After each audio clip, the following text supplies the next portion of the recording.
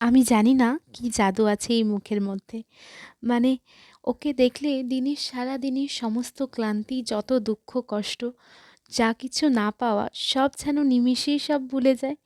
কিভাবে? তো আজকে আমার যেহেতু একটু মন ভালো ছিল, তাই আজকে ভাবলাম একটু অন্য কিছু বানাই। সেই মতোই আজকে বাসন্তী পোলাও বানিয়েছি। এটা আমার ঘরের সবার খুব প্রিয়। তো বাবিকে এরকম গাড়িতে বসিয়ে দিয়েছি, তারপরে আমি এখানে বানিয়ে নিয়েছি। আর তার সাথে একটা চিকেনের মাখো মাখো ঝোল।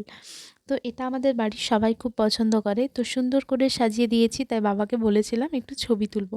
তো বাবা এমন স্ট্রেট হয়ে বসে আছে যে আমরা তো হেসেই লুটোপুটি। তো তারপরে এই যে এনাকে দেখো, ইনি বলছেন মায়ের সব সময় চুল টানবো। এরপর সব সময় চুল টানলে তোমরাই বলো লাগবে না? তো যখনই ছাড়াচ্ছি তখনই ও কান্না করছে। তো এখানে ওকে পিসির কাছে ঘুম পাড়াতে দিয়েছি, আর আমি সেই ফাঁকে সকালের জলখাবারটা করে নিলাম।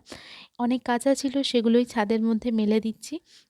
ও এখন ঘুমিয়ে গেছে, তাই ভাবলাম এই কৌটোটাকে আজকে আমি একটু রং করব। একটা লাকি ব্যাম্বো গাছ আমি গ্লাসের মধ্যে লাগিয়েছিলাম, সেটাই এর মধ্যে ট্রান্সফার করব।